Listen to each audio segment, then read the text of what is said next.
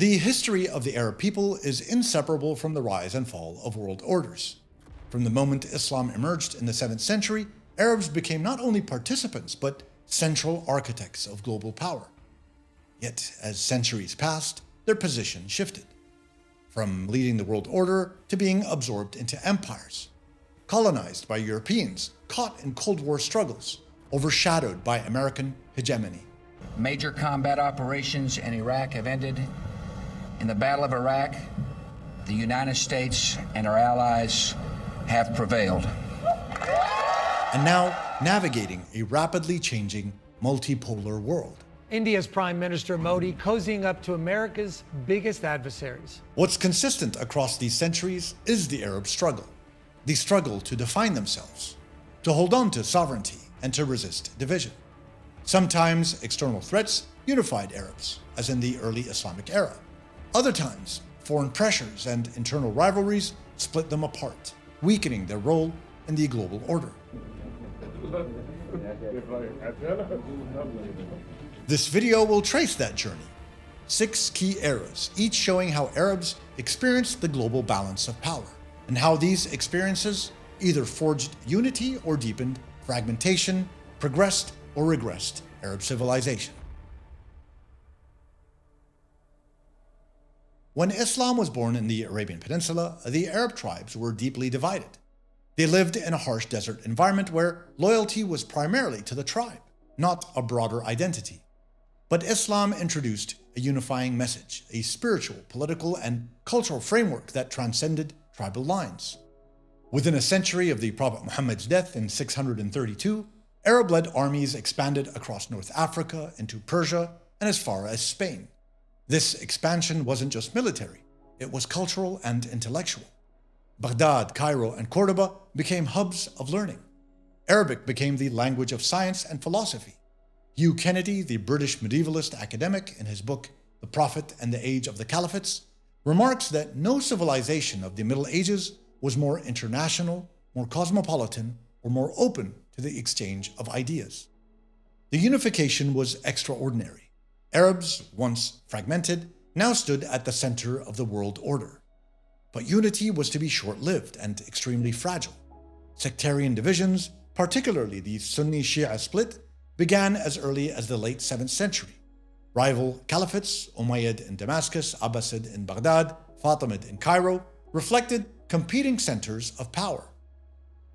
So while Arabs led the world, they also slowly began to sow the seeds of division. Their struggle was to preserve unity under a single ummah, a single nation. But ambition and power often pulled them apart.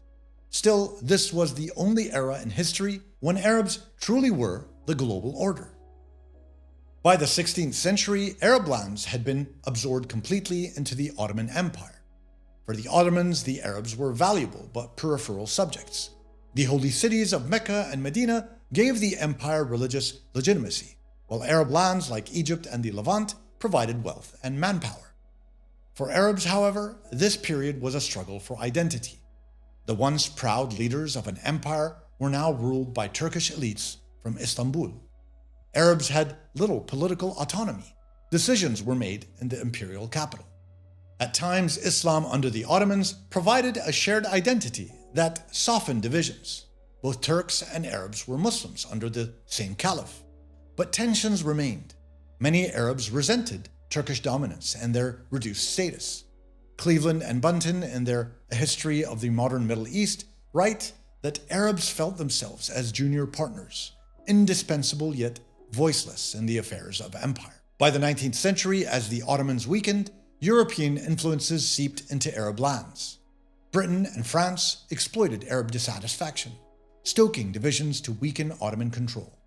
Arab intellectuals, inspired by reform movements, began calling for independence and revival. Thus, the Ottoman era split Arabs between loyalty to the Islamic Empire and the desire for Arab nationalism. Their struggle was not just against Turkish rulers, but also against themselves, torn between unity with the wider Muslim world and the dream of an Arab Renaissance. When European powers entered the Arab world, the struggle took on a new form: survival against foreign domination. Napoleon's 1798 invasion of Egypt was the first warning shot. By the late 19th and early 20th centuries, Britain and France had carved up nearly every Arab territory. Colonialism brought humiliation. Lands once part of a vast empire were now mandates or protectorates. The infamous Sykes-Picot Agreement of 1916 divided Arab lands between France and Britain, betraying Arab hopes for unity after they had supported the Allies in the First World War. Christopher Andrew, in his The Secret World, A History of Intelligence, comments that the Sykes-Picot was not merely a map-drawing exercise, but the symbolic destruction of Arab aspirations. Thus, colonialism split Arabs in devastating ways. Artificial borders cut through historic communities. Mandate systems, such as in Palestine, Iraq, Syria, Lebanon, installed foreign governance, while some Arab leaders often collaborated with colonial powers to maintain privilege, further weakening unity. King Abdullah of Jordan continues his official tour with a visit to a naval base, accompanied by his host, General Franco. And colonialism also sparked new forms of resistance and nationalism. Movements for independence spread from Egypt to Syria, from Iraq to Algeria. Intellectuals began to revive the idea of Arab unity as a shield against foreign powers. The main case of the Arabs is against the British government's policy in Palestine. A policy which, if continued, will surely have as a result the replacement of the Arabs by the Jews. Yet, when independence finally came after World War II, it came not as one Arab bloc, but as fragmented states, each with their own flag, their own government, and often their own rivalries. The colonial era had succeeded in dividing Arabs into nation-states, a division that still defines the region today. So King Farouk was enthroned as the modern sovereign of ancient Egypt. The struggle here was clear. Arabs wanted unity and independence, but colonial borders and foreign manipulation made fragmentation inevitable. With the end of World War II and the beginning of the Cold War, Arabs faced another global order. Independence had been won in many lands, but true sovereignty was elusive. The Middle East was too strategic, rich in oil, geographically crucial for the United States and Soviet Union to ignore. Now, as never before, the drive for new oil reserves in the Middle East is of vital importance to the great powers. For Arabs, the Cold War was both a chance and a trap. Leaders like Gamal Abdel Nasser in Egypt sought to use superpower rivalry to strengthen Arab unity. Nasser's dream of pan-Arabism, embodied in the short-lived United Arab Republic from 1958 to 1961, reflected the hope of uniting Arabs against imperialism and Zionism. But the reality was more bitter. Some Arab states aligned with the Soviet Union, like Syria, Iraq, and South Yemen, while others tied themselves to the United States, like Saudi Arabia, Jordan, and some of the Gulf monarchies. These divisions mirrored Cold War lines, splitting Arabs into rival blocs. Malcolm Kerr, the Lebanese-American professor, in his book The Arab Cold War, Gamal Abdel Nasser and His Rivals, often referred to the Arab world as a chessboard where Arabs were pieces, not players. Key struggles defined this era, such as the Arab-Israeli Wars, where Arabs tried but failed to confront Israel, often blaming each other for defeat. Civil wars in Lebanon and Yemen ignited, fueled by superpower involvement. Global economic dependency on oil became a relevance-giving weapon, but also placed a target on their back. I think what we have as an oil weapon is far more greater than what we did. What we did is nothing at all. The Cold War thus deepened Arab fragmentation. Instead of one united bloc, Arabs became pawns in a global chessboard. Their dreams of unity collided with the harsh reality of superpower dominance. Though my pronunciation may give you difficulty, the maxim is, dovii no provii, trust but verify. The collapse of the Soviet Union left the United States as the sole superpower. For Arabs, this marked another struggle, this time against the overwhelming dominance of one global order. The 1991 Gulf War was a turning point when Iraq invaded Kuwait. Arab states split bitterly. Some supported Saddam Hussein as a symbol of defiance against the West. Others invited US troops to liberate Kuwait. Arab unity shattered. Louise Fawcett, a British expert in international relations, clarifies that the Gulf War was less a war of liberation than a demonstration of American supremacy in Arab lands. Kuwait is liberated. Iraq's army is defeated.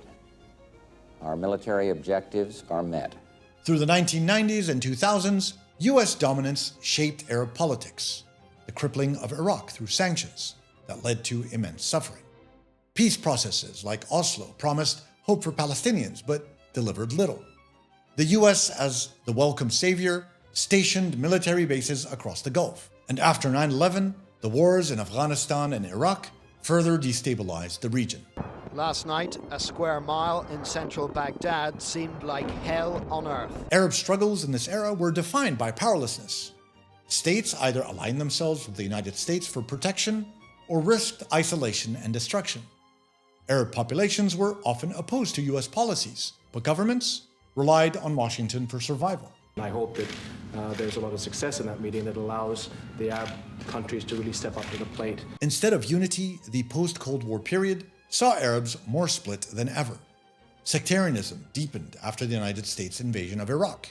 Rivalries between monarchies and republics, between secular and Islamist forces, split societies internally. The unipolar world order left Arabs without agency, trapped between authoritarian regimes at home. The man painted as an international pariah is not quite an international sweetheart. And an overwhelming American-led system abroad. As we know, there are known knowns. There are things we know we know. We also know there are known unknowns. That is to say, we know there are some things we do not know. But there are also unknown unknowns. The ones we don't know, we don't know. Across Tunisia, Egypt, Syria, and beyond, millions of Arabs rose up demanding dignity, justice, and freedom. For a brief moment during the Arab Spring of 2011, it seemed as though a shared struggle could unify the region. But the uprising soon broke down. Some countries slid into civil war. Others reverted to authoritarianism, and rival regional powers deepened divisions. Instead of a unified Arab future, the uprisings produced different outcomes in each country: revolution, repression, or chaos. In quiet Libya, protesters took to the streets of Benghazi, the second largest city, overnight. At the same time, the global order itself began to shift. U.S. dominance in the Middle East weakened after costly wars in Iraq and Afghanistan, creating space for new players. The most significant challenge now comes from the rise of BRICS, the alliance of Brazil, Russia, India, China, South Africa, and newly joined states including Saudi Arabia, the United Arab Emirates, and Egypt. The political scientist Oliver Stunkel confirms this same potentiality in his book, The BRICS and the Future of Global Order. BRICS is less a block of ideology than a vehicle for challenging Western-led order. Our focus is on strengthening and collaborating, diversifying our trade and investment partnerships with Africa, Asia, the Gulf, the Americas, and Europe.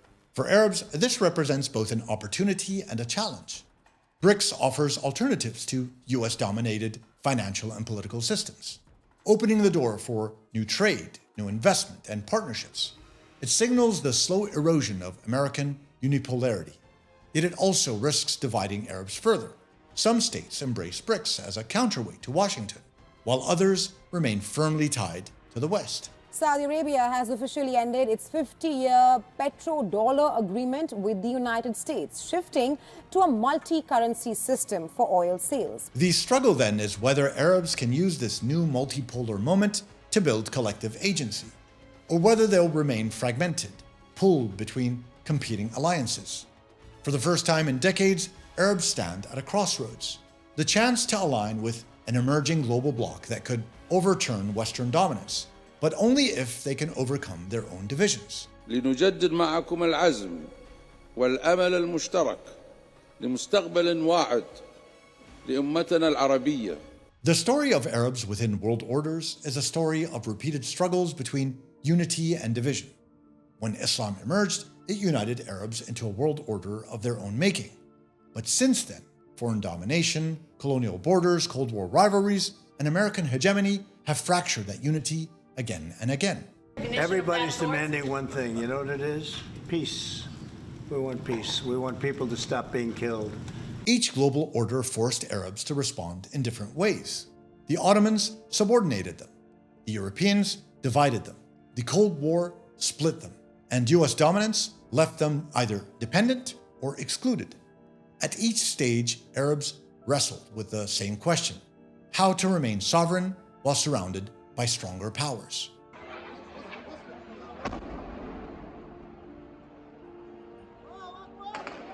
Today, the world is shifting once more.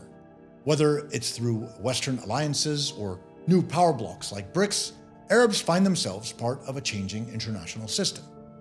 But history teaches us a clear lesson. Global transformation matters less than the internal state of Arab unity. When Arabs were divided, external powers dictated their fate. When they were unified, they shaped history themselves. The coming decades will determine whether Arabs remain passive subjects in someone else's order, or finally overcome division to reclaim agency in the making of a new one.